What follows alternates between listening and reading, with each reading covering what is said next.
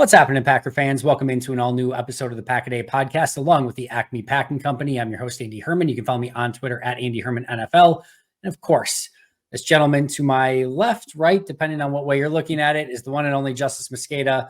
Of course, you can find him on Twitter at JUMOSQ. Justice, it was Joe Barry Day in Packerland for all the wrong reasons. But how was your Monday, and how did you celebrate waiting things out to see what was going to happen? I've never seen like the whole beat and like Packers fans and everyone else just like counting down the minutes to a press conference before. Yep. That was weird. Celebrate. I don't think I celebrated at all. No. But yeah, I mean, Joe Barry kept his job, and it, by the sounds of it, I mean, you can tell me if I'm wrong, but the way Matt talked about it made it seem like Joe Barry can play his way into still being the DC in 2024, which seems pretty crazy to me. Nothing would surprise me anymore.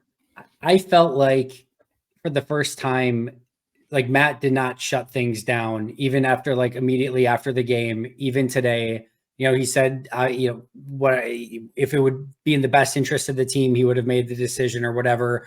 It still felt to me like there was some at least contemplation, or at least he took the night to think. I don't know what it was. That was still my read on it. My gut tells me that this is going to be 3 more weeks. And I guess maybe if those 3 weeks, but like, can you learn anything from Carolina, Minnesota with their current quarterback situation, and Chicago in the final 3 games? Like, if that's the body of work that you are basing it off of, even I don't care if they go shutout. Like if they go 3 straight shutouts, make the playoffs, we'll see what out. Like who knows? But even if that's the situation, like I've learned more over the past 2 years of Joe Barry plus all of this season so far than I need to know from those 3 games remaining off of 3 poor offensive opponents. My gut tells me this is the final ride, these final 3 games, and then they'll make a change from there. But like I said, nothing would surprise me at this point. The interesting thing is it's like not about learning or changing or any, like the way Matt framed it was, so he said multiple times that, and he didn't mention this today, but he's mentioned multiple times, like this is the defense he wants to run at the NFL level, right? Yep. And Joe Barry is just a vessel for him wanting, or him putting that defense on the field. And then he's like, the players are just messing up. He's like, the players aren't lined up right. And he seems to think that, the alignment and the miscommunication that he calls it is not a reflection of Joe Barry. So does that just solely fall onto the players, or does that fall onto the assistant coaches? Like you would think that at the very least, like the assistant coaches are falling on that sword then, right? You would think.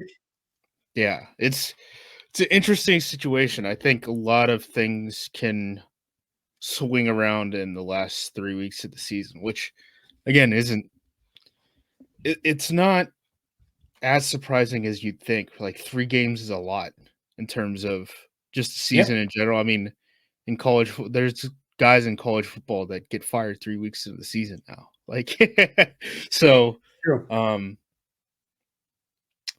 Keep tabs on what happens and what is said, I guess, is the lesson here. Let me start by asking you this. Do you buy Matt LaFleur's argument that this was more communication or miscommunication and misalignment and not scheme/play calling? Well, he said that, they wanted those ones back, right? On like 2nd and short and stuff like that, when guys are all walked back. No, that's where I would disagree. Same.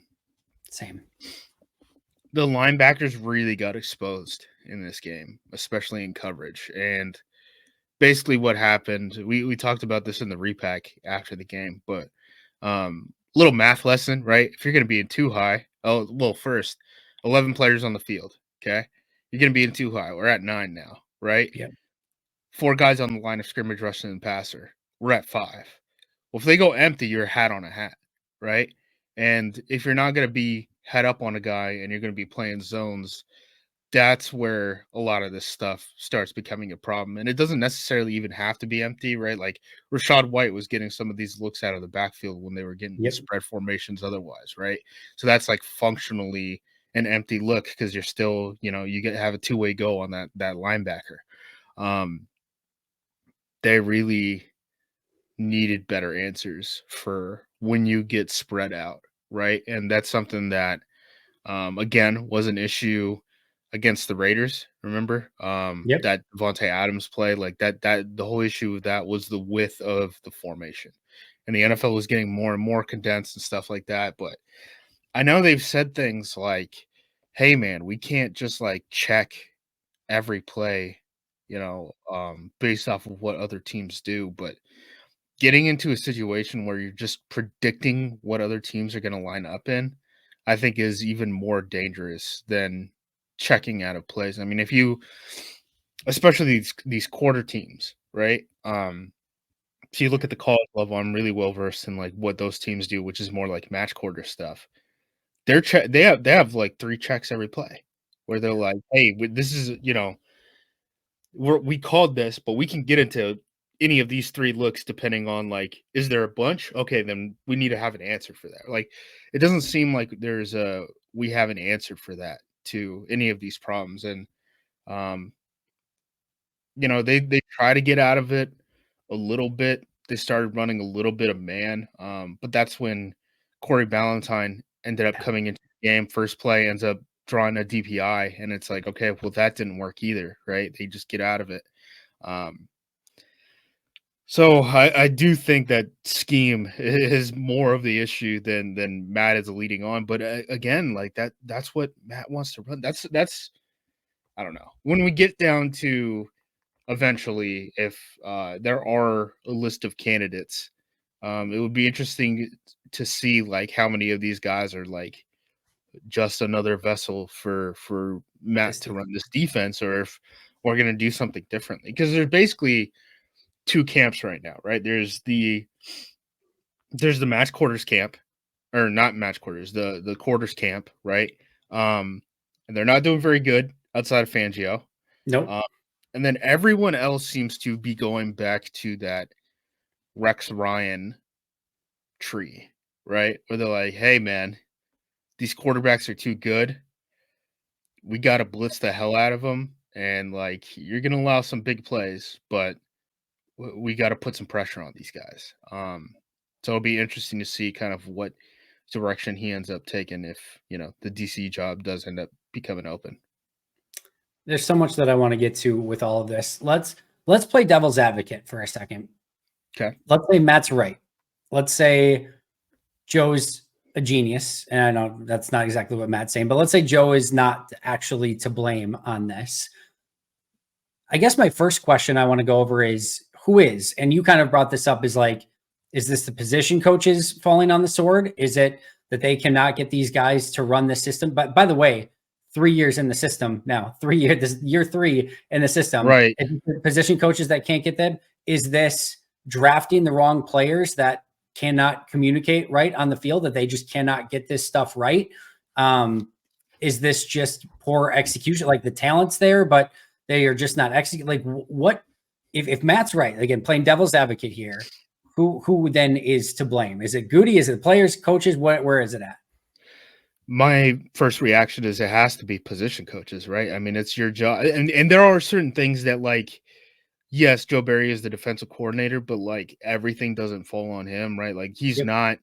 he's too busy to like handle uh rotations of pass rushers, Yep. for example, right? Like there's just not enough time in between plays to be able to communicate all that stuff, right? So like, yeah, some like maybe that does fall onto the outside linebackers coach or defensive line coach, whoever it is, right? Um, I would think alignment certainly falls under like the list of priorities for these coaches. So yeah, I mean, I would go assistant coaches first, and then I don't know. I mean, even the players' reactions seem to be a little weird. Like I think it was Quay, and they asked him, You know, like if this was in the locker room before the presser today. Yep. And they asked him like, "Hey, you know, did Joe Barry run the meeting this morning?" And he was like, "Yeah, but I'm not going to get into all that." Like, it feels like everyone knows that there's a narrative out there, right? And people are chirping. I mean, if it's not David Bakhtiari's brother, it's Christian Watson's dad, right? Like, it's hard to stay focused in that type of scenario. I don't know if like trading Rasul did anything for the defense. Like, I know he was Didn't like help. yeah, I know. There's a lot of things that could be going on. I would expect that if Barry does come back, that there would at least be changes at the positional coach level. I don't even like the phrase "if Barry does come back," and I'm not even liking that phrase of thought at this point. Where else do I want to go with this? There's so many different aspects of this. I, I do think that there is a lot wrong in totality with the defense. I don't think it is just Joe Barry. I don't think it's as clean as, hey, new defensive coordinator, everything's fixed. And I think we've seen that enough No, going from Capers to Pettin to Barry. I think we've seen it on the special team side, going to Mo Drayton and Drayton to even Rich Bisaccia, highest paid special teams coordinator. And it doesn't get fixed overnight. And Mike Daniels has made the comments of like, it just needs a different attitude and intensity. I think the type of players that they get for this defense, I want to see a mixture of like a-holes, and I want to see a mixture of just instincts on defense. I don't, and whether that involves like extra communication and smarts, like it just, everything feels off. And I've said, even when they were ninth in the league in points, it still didn't pass the eye test, and it still felt like a half-life the way that they were playing defense of like, A, this is going to catch up with you eventually, and B, all of the elongated drives, all of the third down conversions on easy 3rd and 4s and those sort of things. It saps the life out of you. And it felt like that from a fan standpoint, from a player standpoint, like you could see them at times. I will say, and I'd be curious your thoughts on this as well. Obviously, feel free to comment on anything I just said, but I did not feel like the defense ever quit in this game. I did feel maybe that last drive, I'll maybe put a small caveat on that, but overall, I didn't feel like the defense quit itself. It still felt like they were going out and trying to run the stuff. It just was not working. yeah, no, I agree. And it felt weird from the first drive on. The first drive was the Mike Evans touchdown, right? No, they scored a field goal in the first, and then Oh, Green Bay that's went down and got the 7-3 lead, and then Tampa immediately went down. I think that was the Mike Evans touchdown to take the lead right back. starting that drive. Just weird vibes in general. I will say, couple points here. So like the mentality of the players thing too, right? Like it doesn't help that some of these guys who are vocal end up becoming like pariahs, right? Like Jair's a weird dude, but he talks a lot, and now he's not playing games. And the immediate reaction from everything around him is, oh, he doesn't want to play in Green Bay anymore. He wants out. He wants to be traded. He's played his last game. He's doing like all that stuff, right? Zadarius Smith is probably another guy who falls under like that line of thinking where it's like, okay, you know, he has an edge to him. Things don't go right. Well, sayonara, see you later. It's like he's still a pretty good pass rusher, you know, Yeah. like to this day. So that probably doesn't help. The other thing I want to mention with the defensive coordinator job is, you know, you mentioned it too, where you're like, you know, hire a new DC, everything gets fixed. There's a chance this doesn't go right. Yeah. Right. Like, if you just think about like the hiring process, like in the NFL and like talking to agents and stuff, like this isn't going to be a super highly sought after job. Right. If you think about it from a couple perspectives, first of all, you're going to get a lot of raw talent. Two, they don't really have cap space to work with. So you're not going to be able to get this thing turned around immediately in a year and bring in all your guys and stuff like that. Yep. Then from a job security standpoint, one, if Matt does fire Joe Barry, it's because he himself is going to end up feeling the pressure. He clearly does not want to get rid of Joe Barry, right? If they're hiring a new defensive coordinator, it's probably because they're coming off of back-to-back sub 500 seasons, right? And when you compare that to other teams like what jobs have already changed up, like Chargers, Raiders, stuff like that, right? Like when they hire new coaching staffs, they're going to get a 3-year runway. And that's before we ever talk about Green Bay, Wisconsin, which, like, I know that sounds like a dream job to me and you and stuff like that, but we just saw Lincoln Riley, who basically had, at the college level, he was a guy who got like an automatic playoff bid every single season at Oklahoma, and he left because he didn't want to hang out in Norman, Oklahoma anymore. He wanted to go to Los Angeles, right?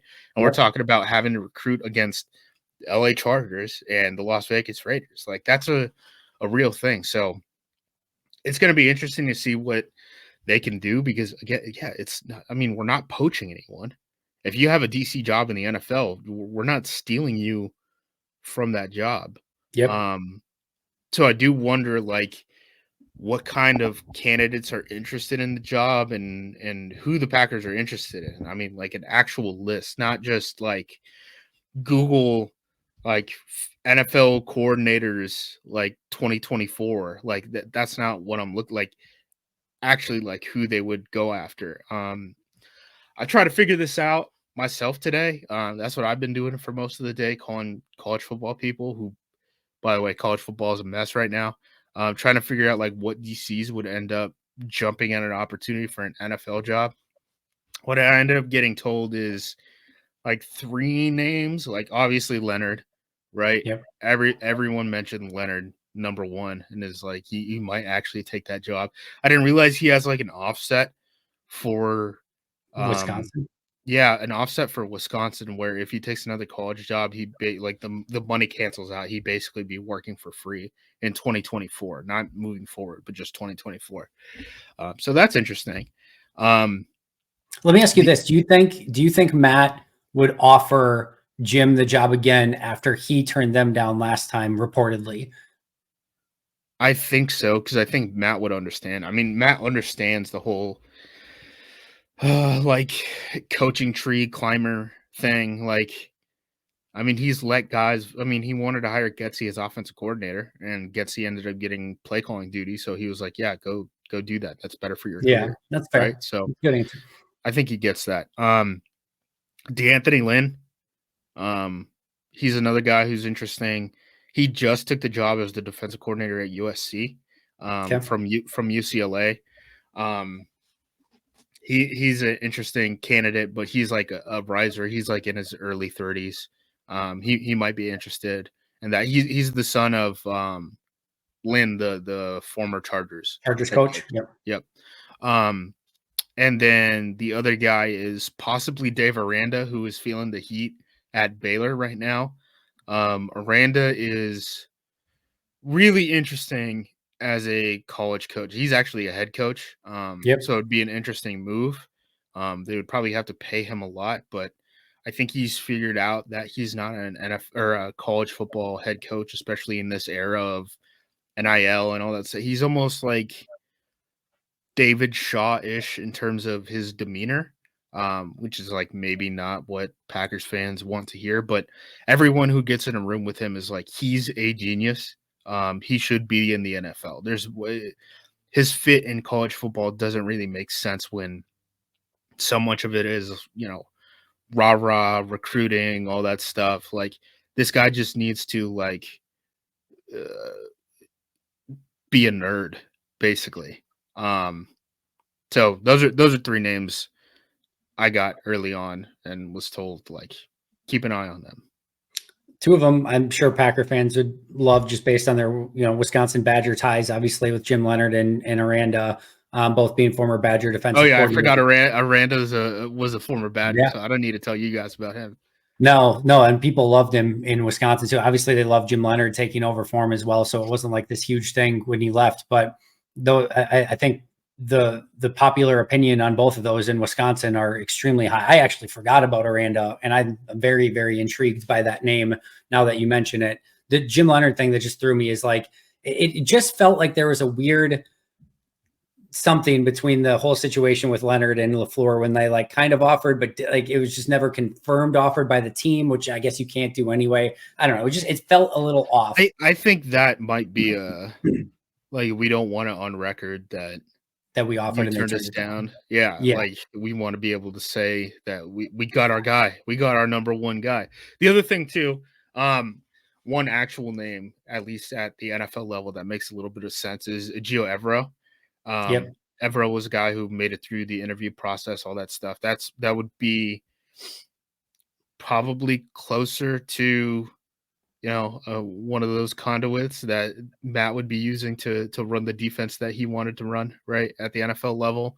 Evero was hired by the Carolina Panthers, who are obviously going through uh, some stuff, right? Yeah. um, Seriously. they basically spent the most amount of money in NFL history on like the assistant coaches pool. So not head coach, but like everyone underneath the head coach. What I don't know right now is if they're going to keep the defensive staff intact or if they're just firing the people around Bryce Young. Right now, they're just firing the people around Bryce Young, but they haven't made a new hire at head coach, right? Yep. So I don't know if Evero's going to be a free agent or not. If he does go on the market, he would be an interesting guy, but you would think Evero is one of these guys who has options and would look at Green Bay and say, like, dude, I just came off of a shaky job security type of situation. And, why would I go sign with the team that's been sub 500 for 2 years? Like, that's going to be a thing that's working against Green Bay. When they passed him up for both Jim Leonard and Joe Barry when he was last interviewing for defensive coordinator jobs. Right. So, or I guess 2 times ago. Exactly. So it's not that the Packers can't make a good hire. They can make a good hire. I mean, there's got to be guys who can call an NFL defense out there, right? Like Yep. history just shows us that. I just would be pretty surprised if they won, quote unquote, like won the press conference, hiring an NFL dude. If they do win the press conference, it's because they ended up getting someone from college football who is like, get me the hell out of here. Right? Like Yeah. and that sentiment is huge. Cannot be understated. Like there's a lot of people in college football right now who look at it and they're like, dude, this ship is sinking. I don't have any free time. I mean, think about like them right now, right? This is December. You're supposed to be focused on traditionally, you're supposed to be focused on recruiting. You're supposed to be focused on your bowl game, all that stuff. And then courts ruled that not only can players transfer freely, but they can transfer multiple times freely. So now you're having to re-recruit even players you weren't expecting to re-recruit to your own roster. Transfer portal's never been bigger than it is right now. Um, the prices of players are exploding. I've been told again because I've been talking to college football people for a lot of time today.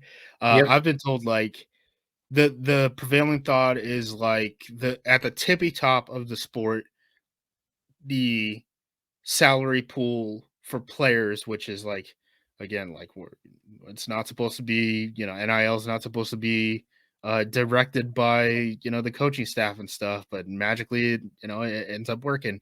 Um, is around like $10 million per year, and we're talking about Alabama, Georgia, like big teams, Yep. Ohio State, stuff like that. Um, there's one team in the SEC right now who's flipping their roster like crazy, and they're going to end up spending $5 million just on portal guys this season. Like the price is going up and up and up, and you're just going to hear coaches and press conferences say over and over again, like, "Hey, we need to be spending more money. Like, we need to be fundraising more and stuff." And I don't know how sustainable that is for a lot of these schools. Like, some of these schools just aren't going to compete at that level, and it's not like they're going to drop down a division or anything like that. It's just going to be like, hey, this isn't a good job anymore. Like, Yeah. and there's promotion and relegation for coaches and players, but there's not for teams. And fundraising is going to be a bigger and bigger part of this thing. And these guys are trying to have Christmas break, and now they're having to deal with a portal 24/7. Like it stinks. And there's no real way that these coaches think that it's going to change because at the end of the day, kids have to be enrolled first week of January into school. So like this schedule is never going to get not hectic. Yeah.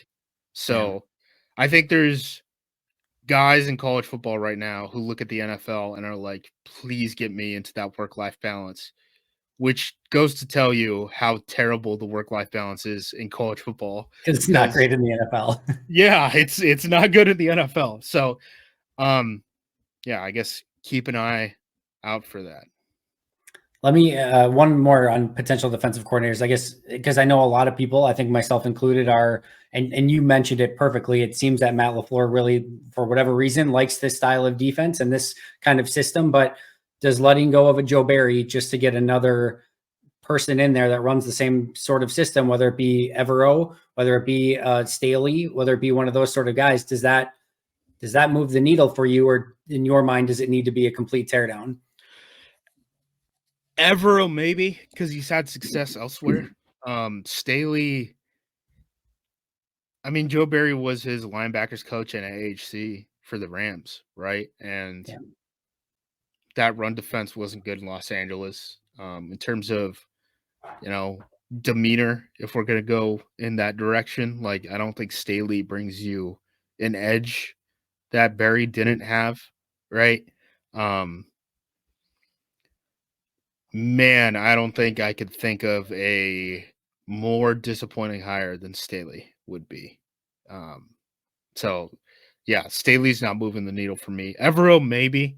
But again, I don't know if he's going to become available. And then if he does become available, I don't know how he signs in Green Bay. I mean, that's the other weird thing too, right? It's like we could be in a situation where we're still cleaning house, not after this season, but after next season, right? So how much money are we going to spend at the defensive coordinator position? Like that's the difference between like when they brought Dom Capers in. Dom Capers was easily the highest paid defensive coordinator in NFL history, right? Yeah. He's coming off of being the DC for Nick Saban in Miami and stuff like that. Can you dish out that much money at defensive coordinator, on defensive assistants and stuff like that when Matt's been sub 500 back-to-back seasons? Because if he's sub 500 3 straight seasons, you're probably getting rid of him, right? Like that's just how the NFL works. So I think it just depends on how much leeway they're giving we're going to not tear it down, but we're going to rebuild this thing a little bit, and you're going to get a little bit of leeway from that. If they believe that, then maybe it's something different. But I would have to assume that there are those in Green Bay in higher positions that are probably also not super fond of the current defensive system in Green Bay and are maybe willing to put a little bit more money into it in order to see that improve. But I don't know, those are interesting discussions. and it feels like short of someone telling Matt, like, you have to fire Joe or we're going to fire you, that he doesn't want to make that move, right? And that's a pretty strong ultimatum. And even if you do fire Joe at that point, right? Like, what kind of job security do you think you're hiring into when you got to fill up that vacancy, right? Like, it's just not a good job. It's not a good time in the Packers developmental curve and like where everyone's job security sits right now to be hiring a defensive coordinator, and they're going to have to do it. You know, if this thing doesn't pan out in the next couple weeks. And I think that's one reason why Matt is like, hey, let's pump the brakes a little bit because I don't know what's going to be out there, right? I'm sure he's worried about that too. Yeah, I don't think they want another scenario where they let go of the coordinator and then end up in a situation where they have to settle for another Joe Barry. And Yeah. I do think the thing, And then Mike petting him because you already have all this money that you spent on the defensive staff, and he ends up being a holdover for the next guy, right? Like, yeah, it's a tough absolutely thing. not what you want. And I do wonder if this comes down to, are there new rules? Correct me if I'm wrong. Are there any new rules with hiring coordinators now and stuff like that? Like until the playoffs are over, did they pass those yet? Or is that just conjecture? I'd have to look at it. But I wonder if they're like eliminated and they don't make the playoffs, if that gives them the impetus of like, they're on equal footing with every team to go find a defensive coordinator. Whereas with Barry, if memory serves, they obviously were, that was what, after 2020. Yeah, Yeah. after 2020 that they make the defensive coordinator change, and they go to the NFC Championship that last year. And obviously a lot of the other coaching staffs had already hired a lot of their guys and they lost out on some possibilities and then ended up having to settle. I do wonder if they don't make the playoffs, that gives them a little bit more leeway and opportunity to go and fish for everyone that's potentially available rather than having this condensed group of candidates that you have to choose between. That could be a factor. The whole thing is going to be very, very interesting. I'm still going to go on record. I think these are the last 3 games of the Joe Barry era. And then I do think they ultimately make a change. What change that is and how aggressive. Is it a same sort of system with Brandon Staley or Evero or one of those guys? Or is it a whole scale, we're going to bring in a new philosophy? I think that's going to be the bigger change. But I'm very, very intrigued all this. One other question I want to ask you, in your opinion, I know a lot of the online chatter today went immediately from fire Joe Barry to, oh, Joe Barry staying, fire Matt LaFleur too. I 1,000,000% agree with your head shake. For those that are listening to this on an audio podcast, Justice shook his head aggressively, and I'm 1,000,000% in agreement with that.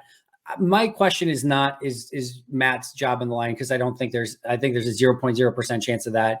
But I'm more questioning, does this decision to keep Joe right now, does this add any additional pressure to him, or does this, even if it's just in the court of public opinion?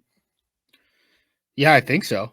In terms of, the pressure, I mean, he doesn't want to fire him, right? So if he does fire him, he gets undermined, right? I mean, that's what it boils down to in like the simplest terms. So yeah, I mean, the expectations going into next year are going to be really interesting to me if they don't just like completely bowl out the last 3 weeks of the season, because we've been riding this roller coaster ride, right? Yep. But at the end of the day, how are we going to remember it? That's what's really interesting. And again, like, as dumb as it may seem, we're getting 17 data points and we're putting so much weight on those last 3, right? Like, that's the reality in this sport, man. Like, there's just not that many games. So how you finish is going to be a huge deal. Yeah, I 100% agree with that whole idea of like, does this impact him moving forward? Yeah, I mean, again, if they go sub 500 this season and then next season, like, go look at NFL history. Like, there's not a lot of guys this deep into their tenure um, who go sub 500 3 straight years and they end up keeping their job. Like, I saw a thing of, coaches, um, their tenure in the NFL and all that stuff. Like, Matt's already up there, Yeah. right? Like, Matt's like top 8 right now in terms of like how long he's actually been able to hold his job down. It's a thing. It's really hard to keep these jobs, It right? is. So, yeah, it'll be interesting to watch. All right, last defensive question, then I promise we're moving on. Is there anything that this defense can do in 3 remaining weeks other than play really bad offenses that can help them? Is there anything that you've noticed that it's like, all right, like this is okay or this is fixable? Because right now I'm having a hard time looking at anything and being like, hey, this is trending in the right direction. They've given up the 200-yard rushing games on numerous occasions. Tommy DeVito ran all over them. They couldn't get a sack on him. They obviously allow Baker Mayfield to look like an MVP on Sunday. It doesn't feel like there's anything that this defense can point to right now and say, hey, we got at least this nailed down. It just feels like everything is in flux and disjointed and nothing feels great at the moment. Get guys lined up right.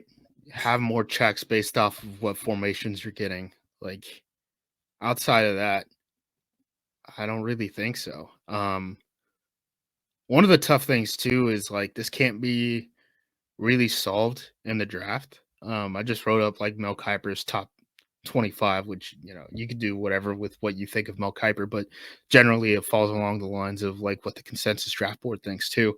I think the weakness of this team, and we've talked about it since the summer, right, is that spine of the defense. And when you look at those prospects, for a lot of different reasons, college football isn't developing those guys. There are 0 inside linebackers who are in the top 25. There are 0 safeties who are in the top 25. There is 1 interior defensive lineman in the top 25. Just not a position that is being developed at the college level, and that's where the Packers need the most help. Now, obviously, the Packers could also use a running back. There's 0 of those guys at the top of the draft. We'll see if Henderson actually ends up declaring. If he doesn't, that'd be a pretty big deal. Outside of that, like, you're getting better at tackle. How much does that change? How much does that change this team if they get better at left tackle? I don't know. So yeah, it's gonna be an interesting offseason for the Packers. To see how they self-diagnose themselves and try to get better.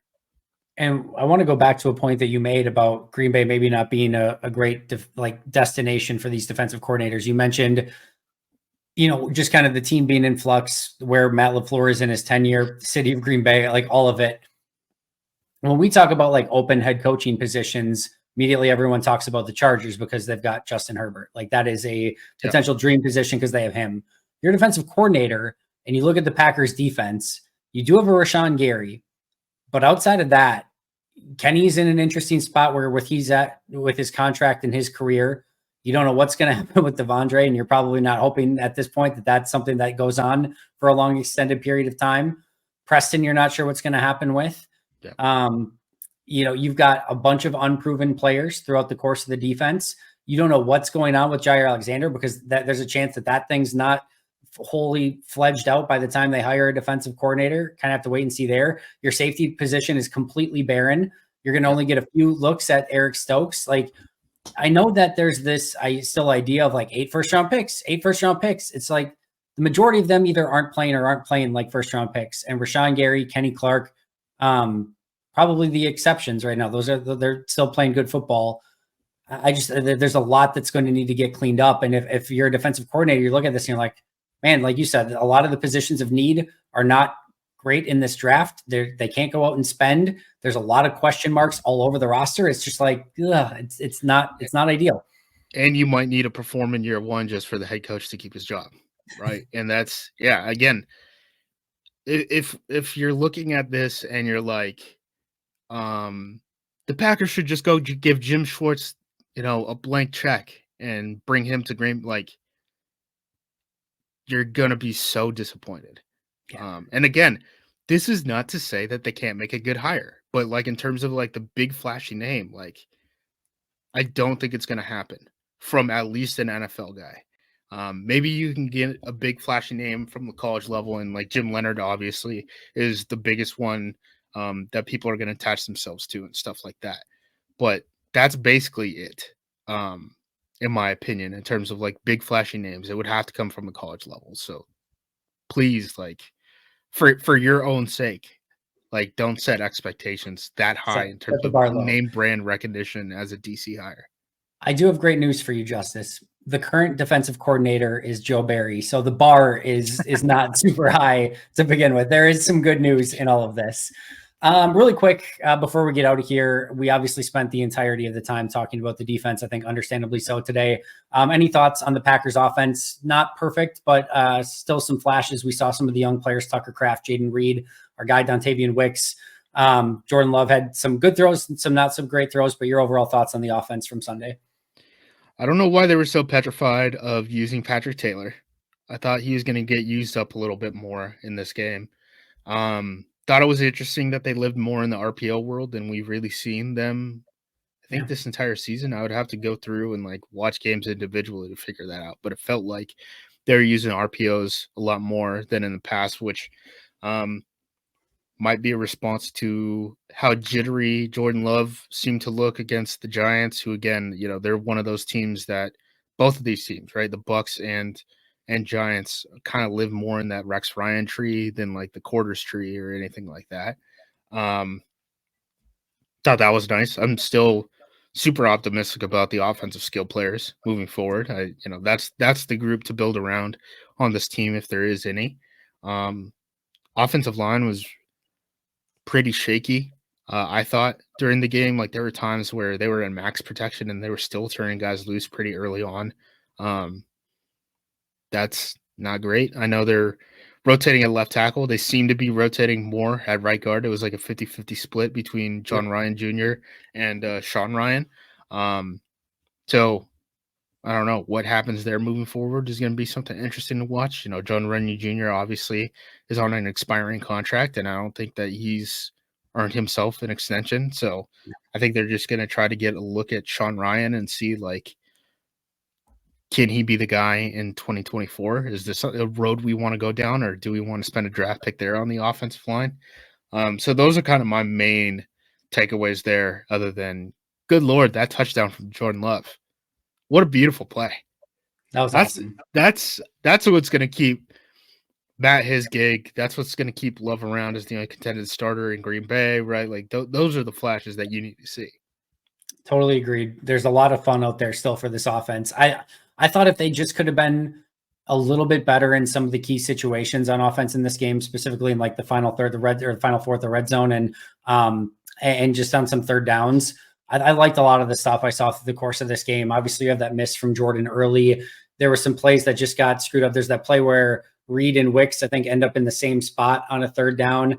There's a mesh play where Kraft and Melton, and I want to say Reed, they're like, it's all just messy. They're all on different levels, and none of them, it was just really ugly too. That was in the fourth quarter on a key third down.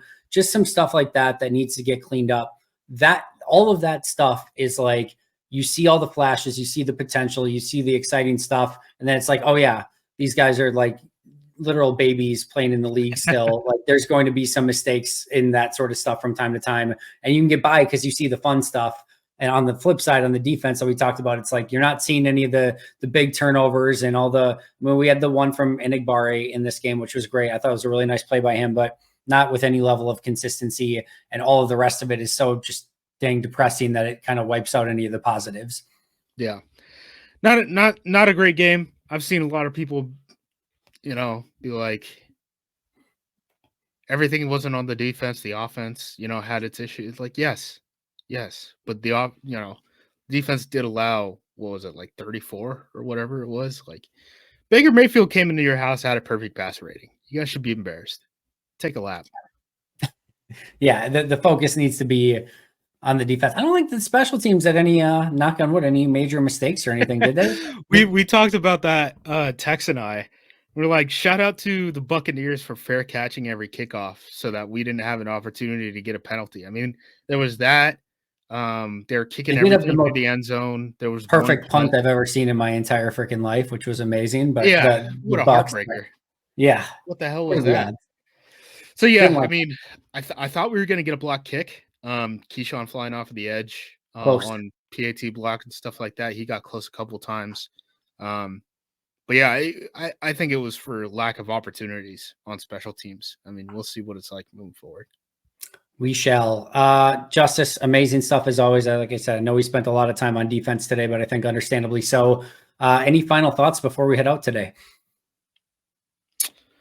Pay attention to what Matt says and the tone that he uses in these press conferences. I know there were probably a lot of you in the press conference chat based off of how active it was with the Fire Joe Barry comments on YouTube. Yep. Pay attention to how he talks about the whole situation, because I think, a couple of weeks ago he would have gotten these questions and it would have been full-throated support for Joe Barry, and now he's like really explaining his process and stuff, where he's like, if I thought that it would help the team, I would have done it already, but I don't think that that's going to change our execution problems, which again, I think if you're reading that, I'd put a lot of blame on the assistant coaches, right? But just monitor how he changes the way he talks about the situation, and that probably will give you a hint on what is going on. It's going to be an interesting few weeks with an interesting few opponents. I think they pick up the win against Carolina, and then they've got two division opponents to see what they can do the rest of the way. But like I said, I've said it already a couple times this week, like this team could beat the 85 Bears and lose to the 0-17 Lions and anything in between, and nothing would shock me at this point. So we'll see what they can do against Carolina and kind of take it 1 week at a time and go from there. Justice, where can we find all of your amazing work? AcmePackingCompany.com. And, subscribe to our podcast feed wherever you get podcasts. You can find me on Twitter at JUMOSQ if you want to see some shit posts and some yelling about Joe Barry on Sundays. Don't only just go and follow his podcast, go like it, give the 5-star reviews, do everything. Those guys do an absolutely tremendous job. You can follow me at Andy Herman NFL. You can follow the podcast at Pack-A-Day Podcast.